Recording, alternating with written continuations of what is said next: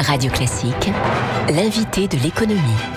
Et l'invité de Nicolas Piron ce matin est Laurent Batch, président de l'Université Paris-Dauphine. Bonjour Laurent Batch. Bonjour. C'était la rentrée hier pour les élèves. C'est bientôt la rentrée pour les étudiants. Ce sera dès lundi pour une partie d'entre eux à Dauphine, je crois, ceux qui font du droit. La nouveauté à Dauphine cette année, c'est que les frais de scolarité en licence seront désormais calculés en fonction du niveau de revenu des parents. Alors on a introduit au niveau de la licence ce que l'on a déjà pratiqué pour les masters, avec une échelle de droit un peu plus réduite parce que ce sont les licences. Et donc les droits d'inscription vont de 0 à 2 000 euros par an selon le revenu. 2 000 euros sont pour les revenus supérieurs à 160 000 euros par an. Et puis zéro exemption totale pour pas simplement pour les boursiers au sens du Crous, mais pour toutes les familles dont le revenu est inférieur à 40 000 euros. Donc on a amélioré la situation des familles les moins favorisées. Exemption de droits de scolarité pour les familles dont le revenu global est inférieur à 40 000 euros. C'est Absolument. Un seuil plutôt élevé. C'est un seuil qui est plus élevé que celui que pratique le Crous pour les bourses, et donc on a souhaité faire mieux en la matière pour montrer que notre démarche n'était pas une démarche élitiste, mais au contraire une démarche démocratique. Et il s'agit d'ailleurs de faire en sorte que les droits d'inscription bonifiés que nous percevons servent à l'ensemble des étudiants, et notamment à ceux qui n'ont pas le choix d'aller dans le secteur privé si tant est qu'ils en aient la tentation. Donc on considère qu'on améliore le fonctionnement du service public grâce à ces mesures, et avec des droits qui sont très raisonnables, et encore une fois progressifs selon le revenu des familles. Donc c'est une politique équilibrée. Sachant qu'auparavant, les droits de scolarité étaient à 500 euros par an pour c'est ça, c'était un forfait de 500 euros. C'est Sciences Po qui vous a inspiré ce modèle de tarification ? Non, je crois que c'est simplement l'évolution qui rend cela nécessaire. Les finances publiques sont dans l'état que vous savez, donc il faut qu'elles continuent de soutenir l'enseignement supérieur. On le demande fortement, et en même temps on sait que le développement nécessitera d'aller chercher des ressources complémentaires. On parle des droits d'inscription, mais il n'y a pas que ça. Il y a quand même aussi les ressources qui proviennent de l'apprentissage, il y a les ressources qui proviennent des chaires apportées par les entreprises, ou qui proviennent de la formation continue que nous dispensons. Donc on fait flèche de tout bois pour essayer de diversifier les ressources, et encore une fois, c'est au service d'un établissement public. Dauphine peut se le permettre, Laurent Batch, parce qu'elle a un statut particulier depuis 2004, et depuis 2014, elle est l'équivalent d'une grande école, comme HEC ou d'autres. C'est ça qui vous permet aujourd'hui de moduler les tarifs, de pratiquer par ailleurs la sélection à l'entrée de vos formations. C'est vrai que nous avons un statut de grand établissement, donc dérogatoire par rapport au statut de droit commun d'un certain nombre d'établissements, mais enfin nous avons tout fait pour précisément accroître nos degrés de liberté. Moi je ne demande qu'une chose, c'est que les mêmes degrés de liberté soient accordés à l'ensemble des établissements publics d'enseignement supérieur.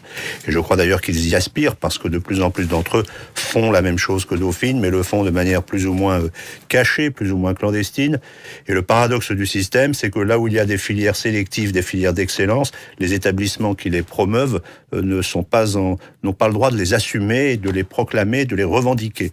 Donc quand on fait bien, on doit faire cacher. C'est quand même paradoxal. C'est un tabou, aujourd'hui, la hausse des frais de scolarité à l'université. Par ailleurs, la sélectivité également est un tabou. Ce sont deux tabous que veut combattre Emmanuel Macron. Il l'a dit devant la conférence des présidents d'université il y a 2 jours, au lendemain de sa démission de Bercy. Comment vous expliquez ce tabou bien français ? C'est effectivement une grande énigme. Alors, une partie de l'explication tient au fait qu'on a un système dual, c'est-à-dire que on pouvait laisser les universités se débrouiller avec leurs difficultés et avec la gestion de la masse des étudiants qui se présentaient à leurs portes, parce qu'il y avait d'un autre côté la filière des grandes écoles, des classes préparatoires et des grandes écoles. Donc au fond, les décideurs politiques et économiques avaient une solution pour leurs enfants et puis pour le recrutement de leurs cadres. Et puis, ce qui a changé fondamentalement, c'est que on s'est quand même aperçu que la recherche se menait très massivement au sein des universités, que l'innovation dépend de la recherche, la compétitivité dépend de l'innovation, et que donc la compétitivité du pays dépendait de l'avenir des universités. Et donc, leur statut s'est revalorisé, et là, on est en train finalement de regarder les choses en face et de se dire, au fond, il faut quand même donner aux universités les mêmes armes dans la compétition. Je dis pas la concurrence, je dis la compétition au sens sportif du terme même. Il faut leur donner les mêmes armes qu'aux grandes écoles. Il faut rapprocher ces deux mondes. Il faut faire en sorte que le meilleur des deux mondes se rapproche et qu'on pense un système convergent et non pas un système dual. Alors je crois que c'est ça qui est en train de changer. C'est le regard des décideurs, de la classe politique et des dirigeants économiques sur les universités. Et puis, les universités elles-mêmes ont changé. Je crois que les professeurs, les enseignants, les présidents d'université ont vraiment la volonté aussi de changer la culture interne de leurs établissements. Un mot de la contrainte nouvelle cette année, par ailleurs, Laurent Batch, la sécurité. 30 millions d'euros ont été débloqués par le gouvernement à ce sujet. Quel dispositif particulier à Dauphine ? Ah ben je vous le dirai pas, vous pensez bien, mais c'est vrai que c'est un des sujets de préoccupation majeure qui est le nôtre. Cet apport de fonds publics est très bienvenu parce que ce sont des mesures qui sont coûteuses.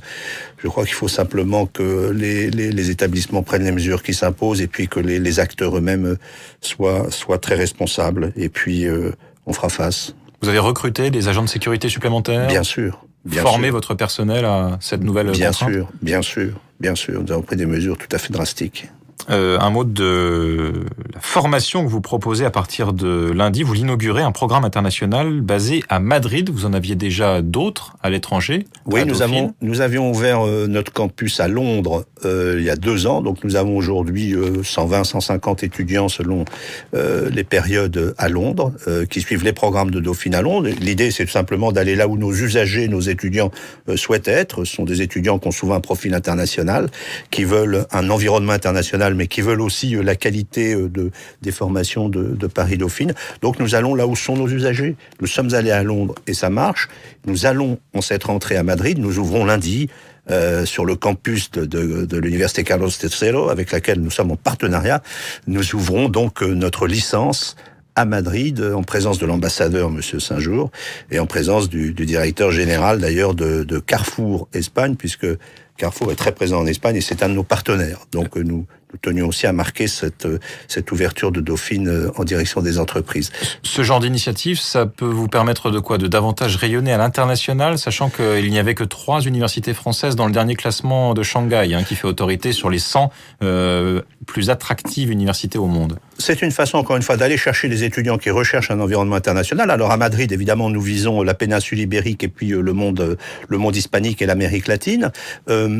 Et puis c'est aussi une façon d'internationaliser Paris, parce qu'il y a un effet de rétroaction très net. Par exemple, pour nos étudiants de Londres, nos professeurs d'économie se sont mis à rédiger un manuel de macroéconomie en anglais.